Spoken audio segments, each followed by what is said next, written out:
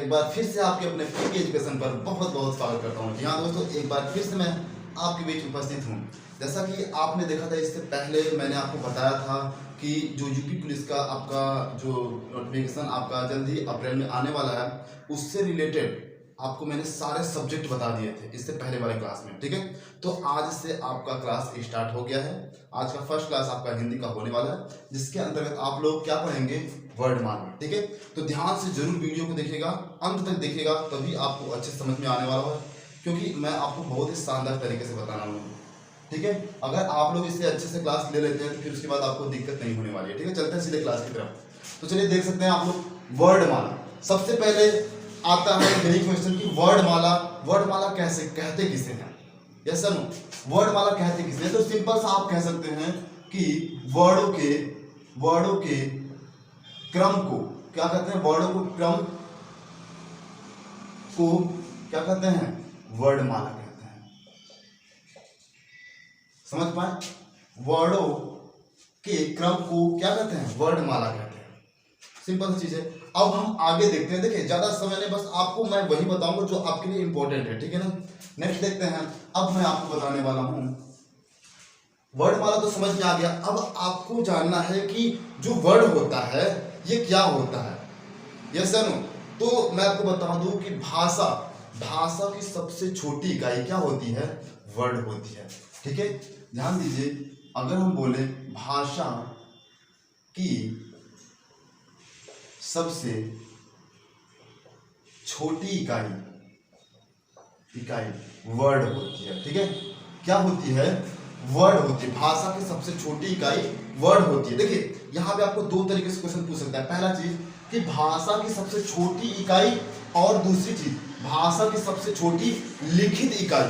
ठीक है, तो दोनों में आपका आंसर क्या होने वाला है? वर्ड ही होने वाला है। तो भाषा की सबसे छोटी लिखित इकाई पूछे या भाषा की सबसे छोटी इकाई पूछे तो आपका वर्ड हो जाएगा। देखिए, इसको हम अक्षर भी कहते हैं। क्या कहते हैं? अक्षर भी कहते हैं, और इसे हम ध्वनि भी कहते हैं। क्या कहते हैं? ध्वनि भी कहते हैं।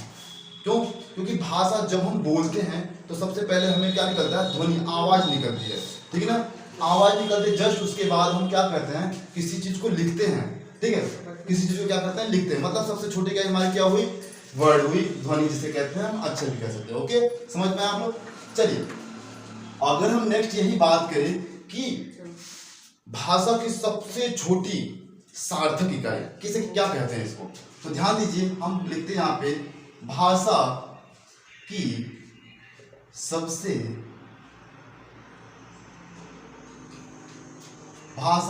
छोटी सार्थक इकाई। देखिए, इससे पहले क्या बोला था? छोटी इकाई, सबसे छोटी इकाई, लिखित इकाई हो या छोटी इकाई हो, आपकी वर्ड, अक्षर, ध्वनि आप कह सकते हो। लेकिन यहाँ पे क्या बोला है? भाषा की सबसे छोटी सार्थक इकाई, मतलब कि जो होनी चाहिए वो सार्थक होनी चाहिए, उसका कोई अर्थ निकलना चाहिए। समझ आया आपको? मतलब अर्थ कैसे निकलेगा? जैसे कि हम किसी वर्ड को जोड़ें, उससे अर्थ निकले, वही हमारा क्या होगा? सार्थक होगा। जैसे अगर हम लिखें कमल, ठीक है ना? जैसे हम लिखें कलम, ठीक है, तो ये हमारे क्या है? ये भी हमारे क्या है? वर्डों से मिलके बना है। लेकिन क्या ये सार्थक है? सार्थक है ना? बस यही समझना। लेकिन अब यहाँ पे क्या? भाषा की सबसे छोटी इकाई वर्ड है। अब वर्ड में हम क्या कह सकते हैं? हम लिख सकते हैं क, ख, ग। ठीक है, इस प्रकार से हम इसको लिख सकते हैं। तो ये हमारा हुआ क्रम, ये हमारा हुआ सार्थक इकाई। ठीक है, चलिए, आपने इतना समझ लिया होगा। अब चलते हैं आगे, देखते हैं। ठीक है,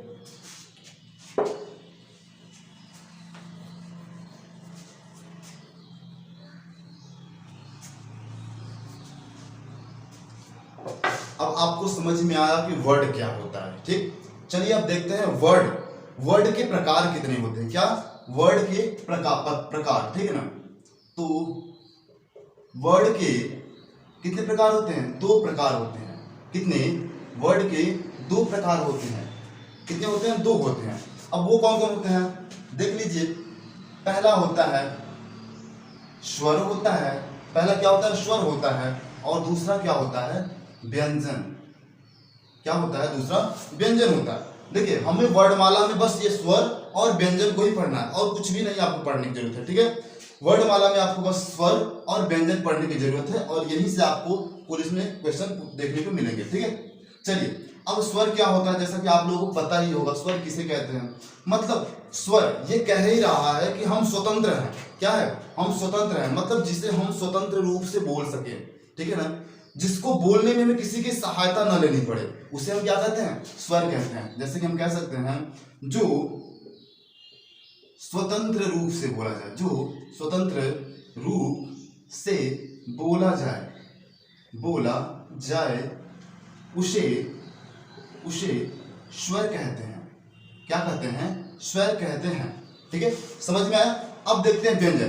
देखिए अब आपको पता है स्वर तो स्वतंत्र होता है, लेकिन व्यंजन जो होता है, व्यंजन को बोलने के लिए या लिखने के लिए हमें किसकी सहायता लेनी पड़ती है, स्वर की सहायता लेनी पड़ती है। ठीक है ना, तो आप लिख सकते हैं जिसको बोलने में, जिसको क्या क्या लिख सकते हैं, जिसको बोलने में या लिखने में देखिए बोलने में भी अगर आप बोलेंगे, जैसे हमने बोला क, तो भी हमें यहाँ पे स्वर आ रहा है। ठीक है ना, तो हम कह सकते हैं जिसको बोलने में या लिखने में स्वर की सहायता लेनी पड़े उसे हम व्यंजन कहते हैं।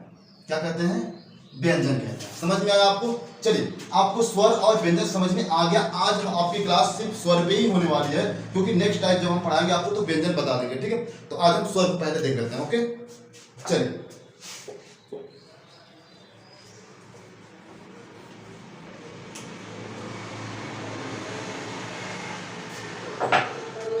तो चलिए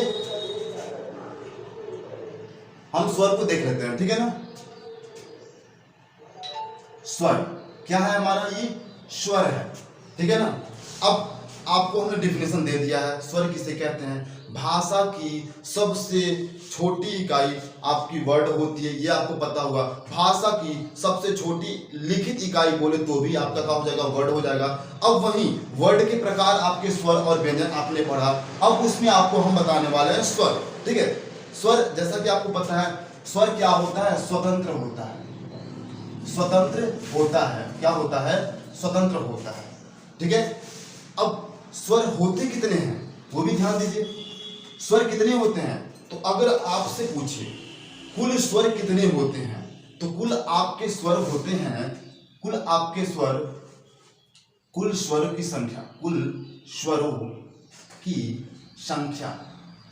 कुल स्वरों की संख्या आपकी कितनी होती है, 11 होती है। कितनी होती है, 11 होती है। ध्यान दीजिए, जब भी आपसे पूछे स्वरों की संख्या कितनी होती है तो 11, कुल स्वरों की संख्या कितनी होती है तो भी आपकी 11 होगी।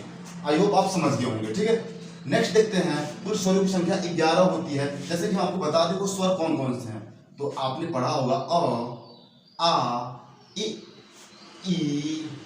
उ, री, ए, ओ, औ। ठीक है, ये आपके 11 क्या है, स्वर है। तो ये हमारी कुल स्वरों की संख्या है। ठीक, समझ आया आपको।